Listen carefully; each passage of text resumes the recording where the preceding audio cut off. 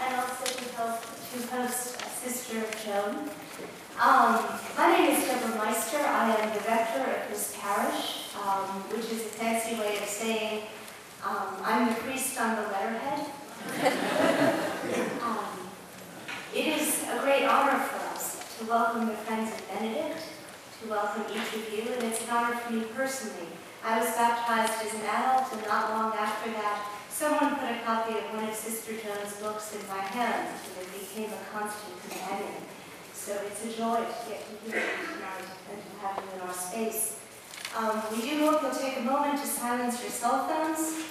And in case any of you are wondering, later in the evening there are facilities out the door and to the right and also down the stairs.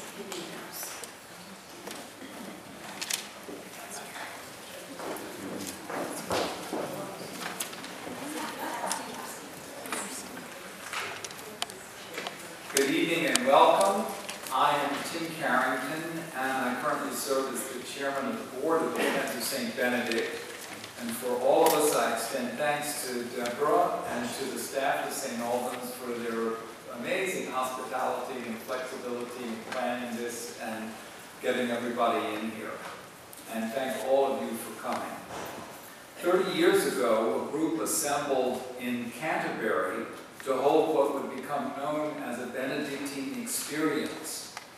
The idea was to learn about the Benedictine framework that has informed Christian communities for 1,500 years, and also to live the rhythms of Benedictine life with work, study, prayer, and recreation, and hopefully to find in it the algebra for balance that Benedict and his followers understood is so central to living fully and sanely. Since then, our executive director, Betty Swenson, has replicated the Benedictine experience in various locations stretching from California to Italy, and hundreds of people who will never enter monasteries or cloisters have adapted the logic and the fundamental humanity of the Benedictine life in their families, their workplaces, and their communities. For the Friends of St. Benedict, this year involves two significant events. First, our founding director, Betty Swenson, is retiring, and we salute her in gratitude and love. Second, a longtime friend of the organization has generously established an endowment to support a yearly symposium on Benedictine spirituality. The aim is a marriage of scholarship and access so that Benedictine wisdom and practice can become sensible, realistic, usable, and enlivening to ordinary people. How better to launch such a program than with Sister Joan Chittister, who describes the purpose of Benedictine spirituality as an effort to gather committed adults for a journey through earth and darkness to the dazzling light that already flames in each of us, but in a hidden place left to each of us to find. Following Sister Joan's lecture, Kurt Aschermann, who will succeed Betty Swenson as our executive director, will facilitate questions from you.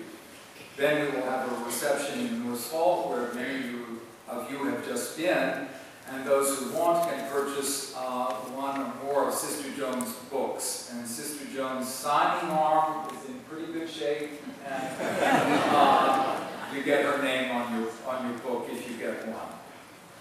We're deeply honored, in addition to having Sister Joan with us, to be able to welcome her to Washington and to this church with our own bishop, Bishop Mariann, who joins us for this inaugural symposium, and I'll now turn to her to introduce our speaker.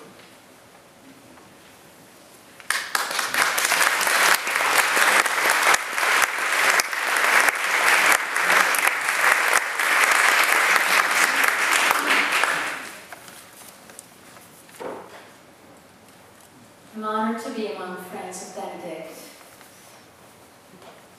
And like so many Episcopalians, I was a friend of Benedict before I knew Benedict. I didn't know, as I found myself drawn as a young person to the cadences of our Book of Common Prayer, and as I began to appreciate the importance of common prayer, and as I found my bearings in Anglican teachings about balance and moderation and the capacity to hold seeming opposing truths in tension, and as I strived to live in such a way that all aspects of work and prayer and rest and play had a part of my life, I didn't know that these were at heart Benedictine values, that the historic and spiritual foundations of our church were those of Benedictine monasticism, with a good measure of Celtic earthiness and laughter thrown in. Further down the path of my life, I was drawn into the wild and wonderful world of radical Roman Catholicism, inspired by the lives of Dorothy Day and her disciples of the Catholic worker movement. Courageous nuns and priests who lived in community with homeless men and women, toiled on behalf of migrant workers in the American Southwest and who traveled to Central America to live and even to die alongside their fellow priests and nuns because they believed that God had a preferential option for the poor and for the suffering, not only in the life beyond, but here and now. And inspired by them, I wondered, could I be such a nun? The nuns I knew were so interesting, so grounded, so passionate for the gospel. I didn't know of Joan Chittister then, but I was hopelessly in love with the world that shaped her and that she helped to shape. I can't say for certain, but I do believe that the first Joan Chittister book I read was In Search of Belief, which was published in the late 90s. I was a parish priest by then, and no doubt in search of good teaching material. And here was what seemed to be a decent book on the Apostles' Creed.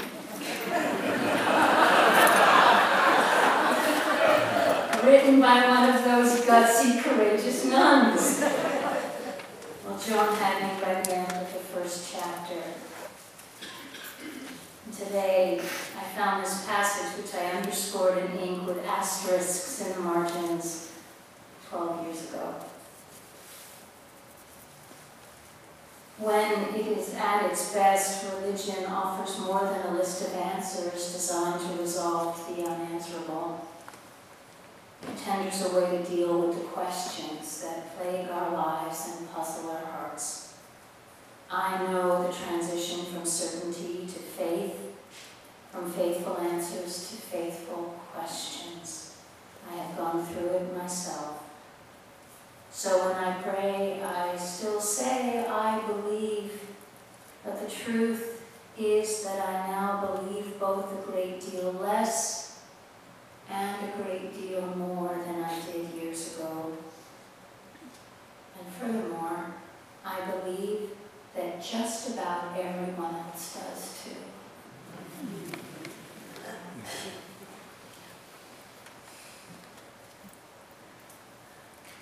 My life has been graced by such jewels of honest spiritual questioning and the insight that make up Joan Chittister's astonishing gift to us all. The Joan Chittister book I turn to again and again, which a mentor gave me 5 or 6 years ago, is The Rule of Benedict, Insight for the Ages, which has recently been reprinted as The Rule of Benedict, Spirituality for the 21st Century. I have to confess that for the first year that I had this book in my possession, I never made it past the prologue, because the prologue and Joan's reflections on it were all that I needed. To the wise, she writes, life is not a series of events to be controlled. Life is a way of walking through the world, whole and holy. On the next page, still in the prologue, no one grows up simply by doing what someone else forces us to do. We grow up when we finally want to grow, when we decide to become what we can by doing what we must.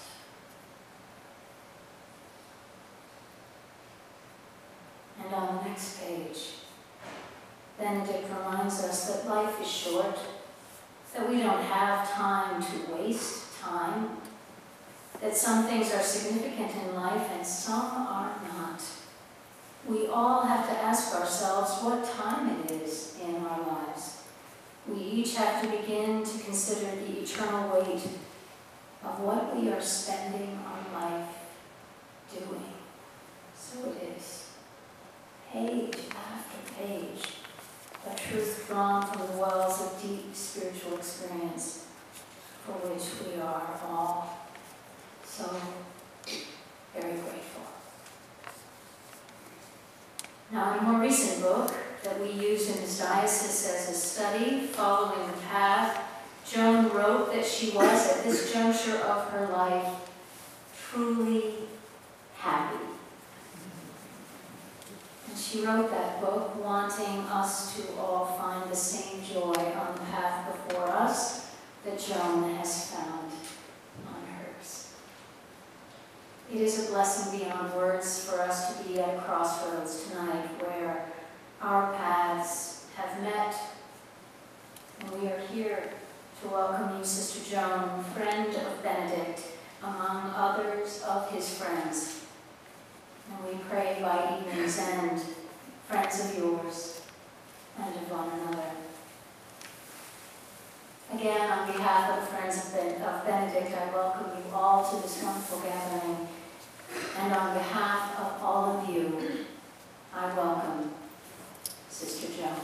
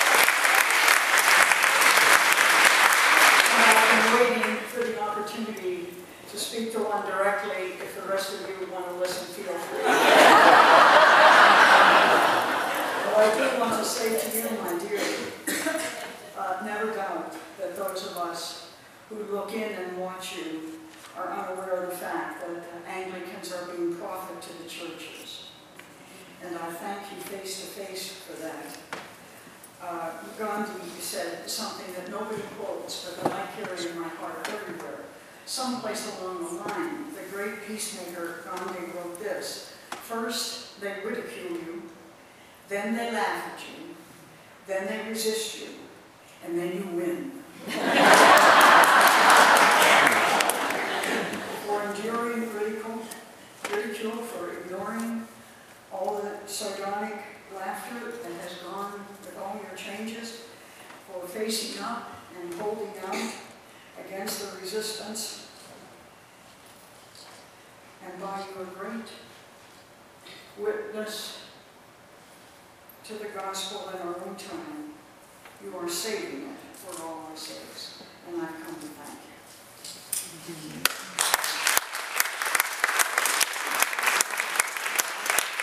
I've come to thank the rest of you for coming too.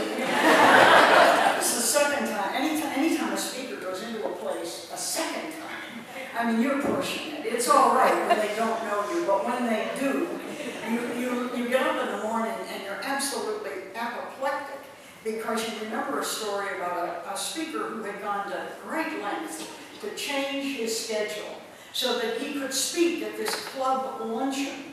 And when he got there, there was nobody there. Nobody except the president, the secretary, the sergeant-at-arms, and 2 members. The other 150 were nowhere to be seen. The guy looked around the empty luncheon hall and he said to the fellow who picked him up, "Well, did you tell them I was coming?" And the guy said, "Well," he said, no, sir, we didn't. But it sure looks like the word leaked out."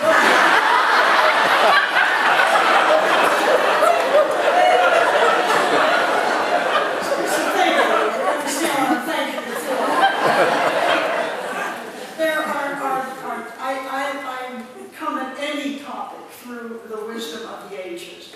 And this one tonight is particularly important to me. And I bring for your consideration then the words of Boethius, a Roman philosopher, who said, "Every age that is dying is simply a new age coming to life." And a story that you might understand better at the end of our conversation tonight than you do now is this one. A holy one who said to his disciples before the great liturgical feast of the year, "Go to the tailor and get a new shirt made for me. But remember to tell him that he's only got 20 days. We have to have the shirt in 20 days, and that if he can't do it, we'll have to go to another tailor." So the disciples hauled off to the village and they gave the message of the Holy One to the tailor. And the tailor said that day, "There is no problem, no problem." He said, "Why? In 1 week, with the help of God, the shirt will be ready." So they went back at the end of the week, and the tailor said to them that week, "I'm so sorry, come next week, and if God blesses us, it will certainly be finished." On the 3rd week, when the disciples went to pick up the shirt, the tailor said, "Oh, I'm so sad. I just couldn't get it done. But come back next week, and if God so wills, the shirt will certainly be done." So the disciples went back to the Holy One and they said, "What do we do now? We have no trust in next week at all." And the Holy One said to them, go back to the tailor and ask him how long it will take to finish the shirt if he keeps God out of it. Benedictinism is a simple spirituality, as our bishop just told us so well, but it is not a simplistic one. Benedictinism spends a contemplative life immersing itself, attending to the great questions of life. How can you live stewardship well and know absolutely nothing about the ecological situation in which you're living? How can you live peace and never ask yourself, what is the nature of war? Why would you sit and talk about community to anybody and never pursue the notion of the humility it takes to live it? Consequently, tonight, when we say, seek God, it's time to ask ourselves as real grown-ups, real seeking grown-ups, what God we're seeking. To address that question, I have some other stories to provide a context for a reflection that I call a study of the place and meaning of the God we're seeking in an evolutionary world where most scientists now lean largely toward a conclusion that all life comes from a single cell and without any divine intervention. In order to take on a question that large and that meaningful to a group who get up in the morning and say, what am I doing? I'm seeking God. It wouldn't be a bad idea if we ask ourselves if there is one. And whether or not, what science as our spiritual director might have to say to us now about what that God might be like. The first story is about an old Sufi who was found scratching through the sand in the middle of the road. A pilgrim came by and said, what are you doing, Sufi? And the Sufi said, digging with all his might, I'm looking for the treasure I've lost, the old man said. So pilgrims, one after another, as they passed him, dropped to their knees and began to dig too. Finally, hours later, under a waxing sun, hungry, soaking wet, and exhausted, One of the travelers finally said to the old man, "Sufi, are you sure you lost your treasure here?" And the old man said, "No, I didn't lose my treasure here. I lost it over there, on the other side of those mountains." The pilgrim stopped, paralyzed, looked at the old guy in the dirt and said, "Well, Sufi, if you lost your treasure on the other side of those mountains, why, in the name of Allah, are you looking for it here?" And the old man said, "I'm looking for it here because there's more light here." The question is, where in your search for God do we go now, looking for light on the path? My second guide through the complexities of this question is the seeker who asked the Holy One, "Holy One, how does one seek union with God?" And the Holy One said, "Well, the harder you seek, the more distance you create between God and you." And the disciple persisted, "Well, then, what does one do about the distance?" And the Holy One said, "Well, understand that it isn't there." And the seeker said, "What do you say? Does that mean that God and I are one?" And the Holy One said, "Well, not one, not two." And the seeker said, "But how is that possible?" And the Holy One said, "The sun and its light, the ocean and its wave, the singer and the song, not one, not two." What I have learned about God after a lifetime of seeking is that first, God must be sought in the light, in what is clearly real, not mythical or magical or meaningless.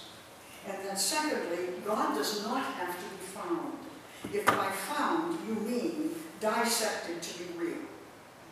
In fact, if there is anything in the world that must deserve our pity, it may very well be the idea of God, at least as we have defined the term to this point. Let me take you back a little while. It happened in a first-year philosophy class in a Catholic college. How do you know that God exists?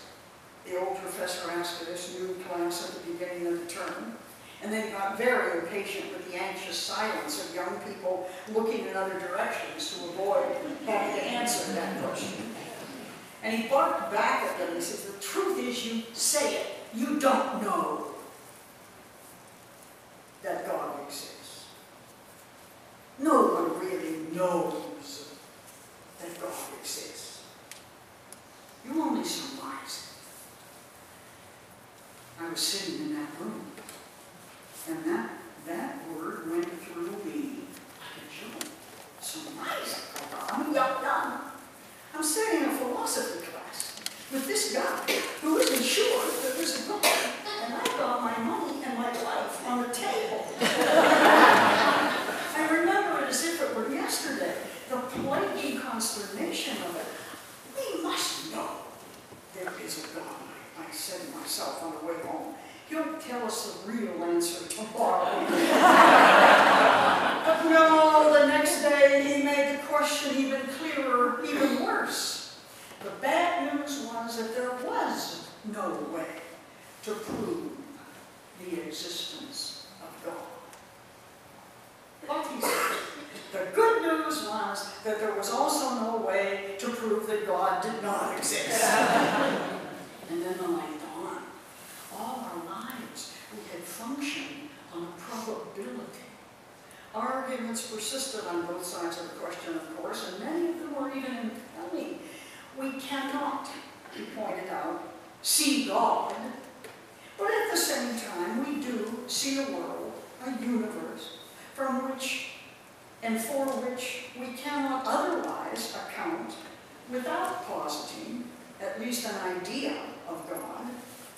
Nevertheless, the fundamental situation became disarmingly evident. All the arguments, all of them, both for and against the existence of God, rested on speculation alone. There was not so much as a scintilla of hard evidence, one way or the other, from which to draw the firm conclusion that there is certainly a God. God, in other words, was indeed a mystery.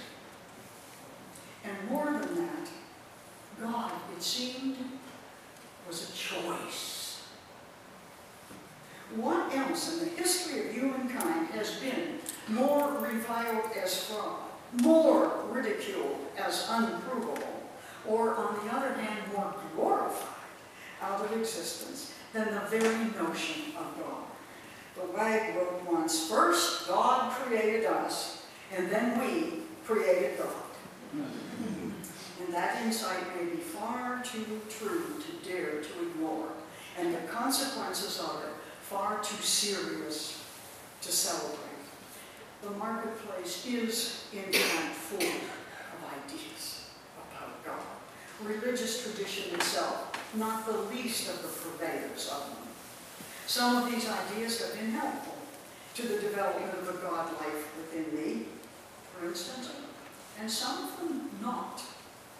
But whatever the images of God we offer, whatever the effects of them, spiritually and socially, I have come to the conclusion over the years that is precisely our idea of God that is the measure of our spiritual maturity.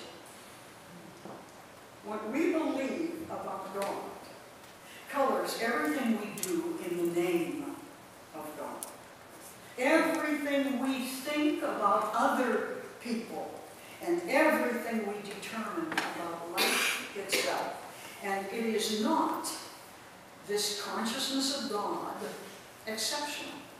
No. In the long light of human history, it's not belief in God that sets us apart.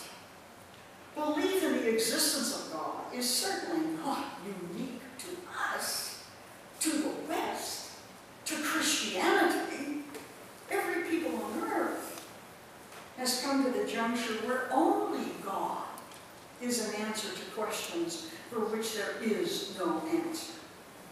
No, it's not the idea of God that sets us apart in the history of humanity. It's the kind of God in which we choose to believe that in the end makes all the difference.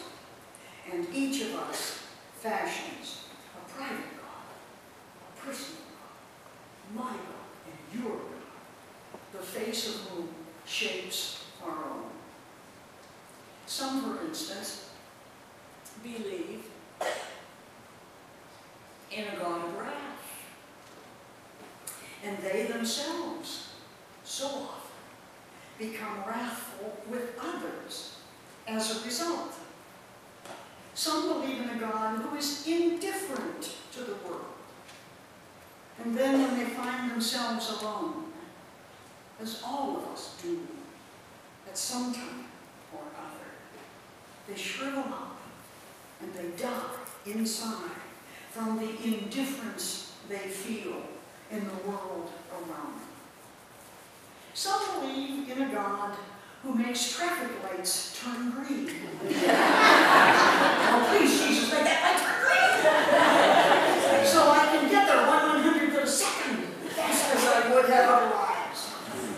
And they become the children of magical coincidence in a world badly in need of clear-eyed, hard-headed, responsible shapers of this clay we call life.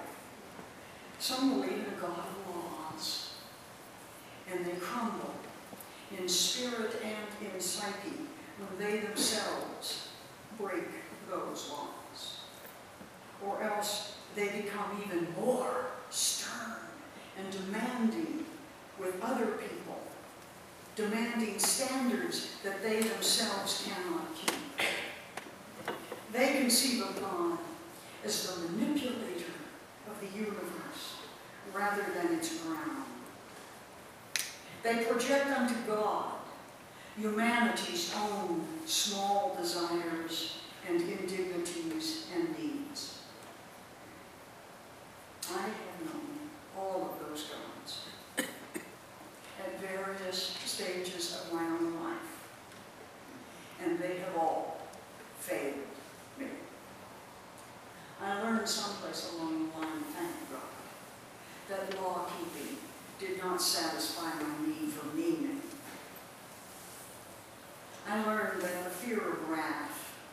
did not seduce me to love.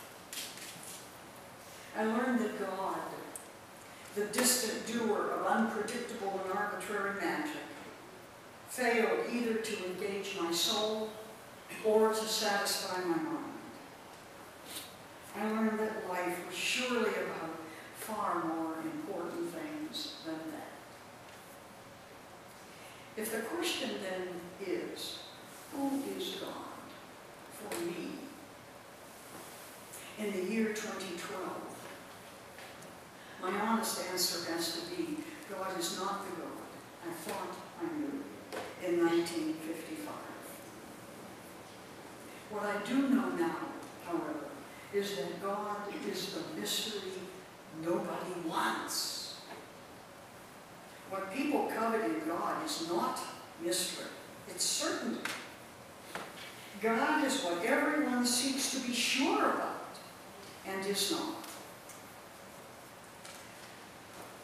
And worse, the more I thought about God, it seemed, the less I realized that I knew God at all. In fact, I have known many gods, and so have been many kinds of person as I grew from one to another myself. I have feared the God of judgment and been judgmental of others. I have used God to get me through life, and so called the intolerable God's will, and expected God to be the crutch that would make the unbearable bearable. And as a result, I discovered I was failing to take the steps to change life, either for myself or for others, when injustice masked itself as God's will and oppression as God's judgment. I thought about God out there somewhere and became totally blind to the God in here somewhere, in here somewhere, in her somewhere. And so thinking of God as far away, I failed to make God present to others who were in my presence. I have, in other words, allowed God to be mediated to me through images of God foreign to the very idea of God. God the puppeteer, who created free will, but then rejects it when it gets inconvenient. God the potentate, whose real interest is self-love. Hallelujah, hallelujah, hallelujah. This God who is just waiting for the groveling, seeking self. God the persecutor, who created life in order to trap it in its own ignorance. That's the gotcha God. You've been a friend of Benedict for 99 years, and then you slip. Gotcha. Gotcha. You're getting nowhere in my heaven. You're done. God, the mighty male.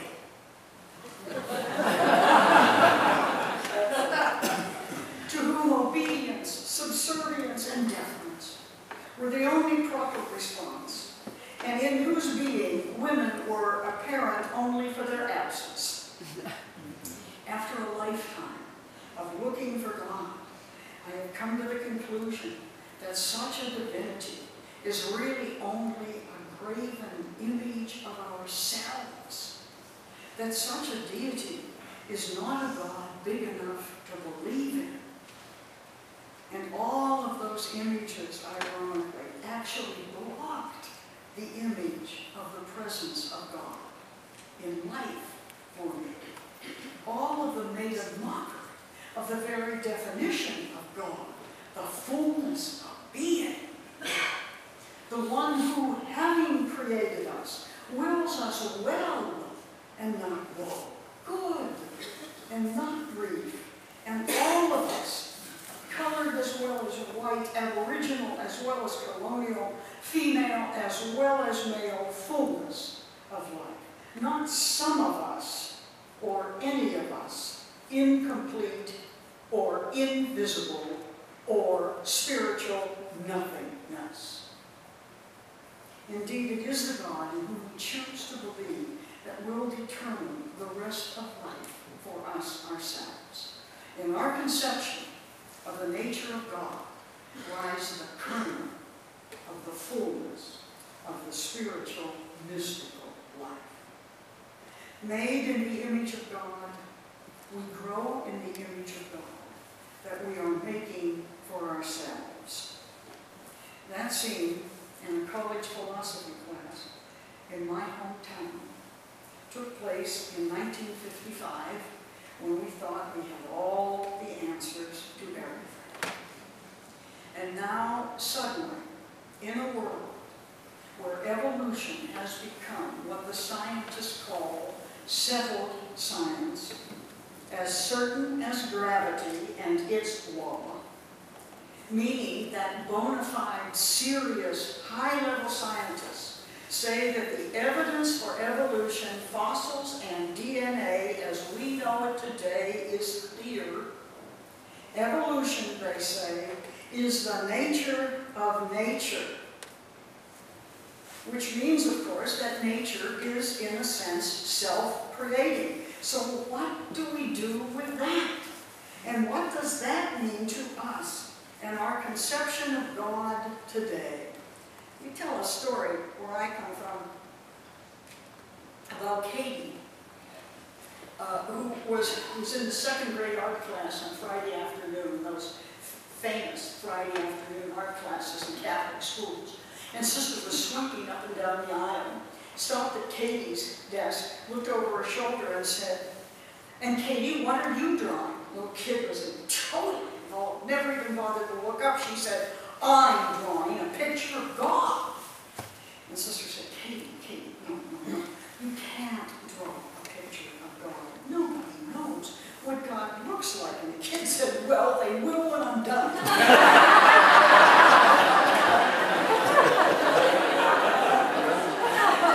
Trust second grade theologians. They understand, you can only get to understand when you're 85 later. Today's science is inviting all of us, like Katie, to draw a new picture of God. I'm sure of that because I read two other things that confirm that need and that process. The first is Picasso's comment that, quote, "God is just another artist. He made a giraffe, an elephant, and a cat. He has no style. He just keeps trying new things." And the philosopher Simone Weil wrote, "It is only the impossible that is possible for God. He has given over the possible to the mechanics of matter and the autonomy of his creatures." Today's information makes us deal again with the question of God, and it requires us to ask what happens when classical spirituality meets modern science. Which of them is right?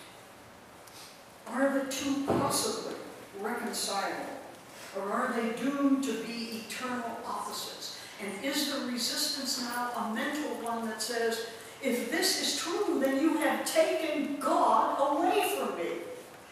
39% of the American people believe in the scientific truth of evolution. Only 24% of churchgoers, that's you, believe in evolution. Which means that there are a lot of people out there saying, don't you understand? If you take God away from me, there's nothing left. What has it all been about? How can spiritual traditions then even begin to talk about purpose in life in a self-generating world?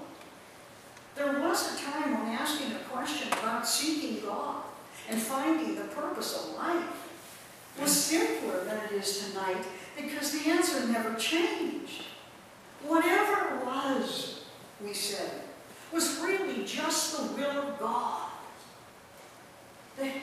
Your only son falls from the third-story roof of a building, never walks or talks again. And you say, that's the will of God for you. God wants you bouncing on your head down State Street. What kind of an answer is that? About what kind of God? Our one purpose in life was to keep a set of basically intractable but ultimately fundamental rules until we had managed to negotiate this world well enough to escape it to a better one. Offer it up, offer it up. It'll be better later. You'll be rewarded for suffering so much. Dancing is bad, drinking is bad, hemorrhoids are good. It's that great theology of Christian life. The process was clear. The rules were unequivocal. Life was a game we played to achieve spiritual perfection, despite the fact that everybody deep in his soul tonight, sitting in front of me, knows that spiritual perfection, as it's defined then, is essentially and continually impossible. At least it has eluded us. I'm going to stand at the back door when this is over, and I want you all to go by and say, Sister Joan Chittister, on September 18, 1919, I was perfect. And I knew it. Perfect. Well, how could this be? What kind of God was this? Worse, God's will for us was never totally apparent, but we knew that it had something to do with ferreting out and being faithful to an eternal godly plan, but was fully known only by God. But it was incumbent on us in this world, we learn, to figure it out and get it done. In this world, they taught us, God had a particular function or role for each of us, male and female, clergy and lay, slave and free, ruler and ruled. And that scheme of the purpose of life was certain. It was, in other words, a game of cosmic dice.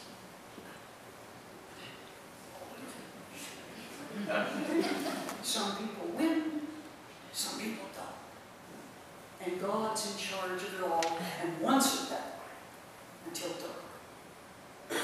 The unfolding of Darwin's theory of evolution and the launch, ironically, by the Belgian priest Georges Lemontre's Big Bang Theory changed everything tonight about seeking God. Evolution and the Big Bang Theory may have clarified the questions of science about the origin and the end of life, but they continue to this day to unsettle what until now had become relatively standard and unarguable theological conclusions concerning the ways of God with the world. Two issues in particular challenge those old commonplaces of religion. The first concerns the traditional definition of creation. Instead of the until now uncontested notion that every creature on earth is unique, I want you born. I wanted you born. I saw that you were born. And if I hadn't snapped my finger that day, you wouldn't have been born. That whole notion that somehow or other God's creation is discrete, it has begun to dawn in the light of Darwin's discovery of the process of evolution that life may well be an event, a process of the unique elements of the chemistry of life, but not a unique event. After billions of years and multiple mistakes, a cycle of chemical configurations and a series of hit-and-miss successes, life on Earth as we know it, science tells us, emerged. There was no sense of discrete creation, they say. There was no evidence of completeness, that anything was perfectly anything, because everything just kept developing. Our fossils tell us, from one thing and one level and one form of the self into another. So as a result, life, some throw up their hands and assume, is a self-generating gratuity. It's spawned by nothing for the sake of nothing, with nowhere to go. That's what we're all afraid of. That's where the resistance is coming. They're taking God. They don't believe in creation. They're simply erasing our whole spiritual self. There's nothing left. I'm not going to believe it. I'm not going to go there. Why, that's terrible. And furthermore, my Aunt Mamie had a day when she knew God told her to get that cup, and by God, 10 years later, it was worth $50,000 in the future. And that had to be God's will. With an explanation like that, the whole notion of the meaninglessness of life evaporates into the bizarrely unique and anthropomorphic, meaning human creating chemistry that sustains it. We're worried about that. We're with those people who certainly worried a long time about the notion that thrown into orbit by some kind of primordial black. I know you can see it. I see those silly pictures. My 9th grade grandson shows them to me. By some sort of primordial blast, and blast rather, who knows why. Billions of years ago, we're trapped here. We're simply waiting for the fire and the blast to die out, and the ice that follows it to go to dust. End of story, some say. That's enough of religion for me. Don't talk to me about seeking God. I'm still mentally healthy, and I don't intend to go there. In that model, God is passé. And therefore, we're faced with issue 2. Life is purposeless in that model, with those conclusions. In fact, we are purposeless too. But is it? But are we? Way down in the center of the God self, do you feel that your life is purposeless and that all life is purposeless? Is the tale of the science of evolution really necessarily all that bleak, all that definitive, all that spiritually arid, all that theologically vacuous? The answer, I think, does not lie in damning, rejecting, or quibbling with the data of science, now confirmed over and over again. The answer depends on humanity's rethinking its own theology of creation and its past definitions of God. It depends, in other words, on our ability to imagine even a greater sense of self and a greater sense of purpose. It depends on our understanding the ecology of the connectedness of life. It depends on what the metaphor of evolution itself might have to say about both the nature of God and our own possible personal place in an evolving universe. Of all the statements Einstein ever made, beyond relativity, beyond the bend in space and time, it's what he said about God that may in the end be seen as his most profound insight of them all. God, said Einstein, is subtle, but not malicious. Well, perhaps, but the problem is that such subtlety and goodwill were hardly visible to the human eye, hardly arguable to those who were suffering the evil they were told was meant simply by God to test their fidelity and try their character. God is testing you. If you are faithful, then God will save you. For centuries, for instance, the struggle to define the origin of evil and the nature of God has plagued the religious community, has challenged spirituality to the limits. Few questions have done more than this one to strain the fabric of churches or the bonds between thinkers and believers, between philosophers and theologians. Now, in our time, with the addition of the relatively newfound scientific problem of the nature of creation itself, the very existence of religion, at least according to the new atheists, could well seem to be in danger and a sense of spiritual purpose a thing of the past. If life, as science says, is self-creating, what can possibly be the cosmic or overarching purpose of it? What, in fact, can be the purpose of God? It all depends on, of course, on who we say God is. No doubt about it. Science is confronting us and confronting our definitions of God as we have framed them in the past. But in that process, ironically, it is science that is giving us the opportunity now to finally see the multiple dimensions of God that we have missed. And with it, our own spiritual purpose. And this great crossover point that we're in as part of life now, this new Galileo moment in history, your Galileo moment in history, this moment after which nothing can be explained the way we explained it before, gives us as well a sense of purpose in life that is beyond simply the sanctification of the self.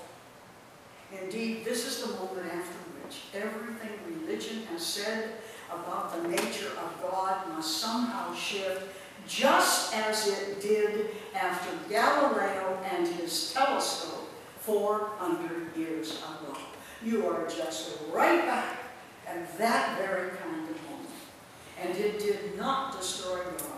The God of creation, the religious world had determined, was all present and all knowing and all powerful.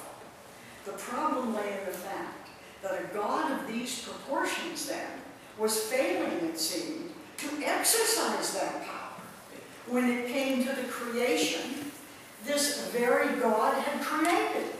This God did not save the world from evil, from oppression or slavery or starvation or tsunamis or tornadoes or terrorism. This God did not exercise blatant power in behalf of the good. This God did not save the righteous from the unrighteous.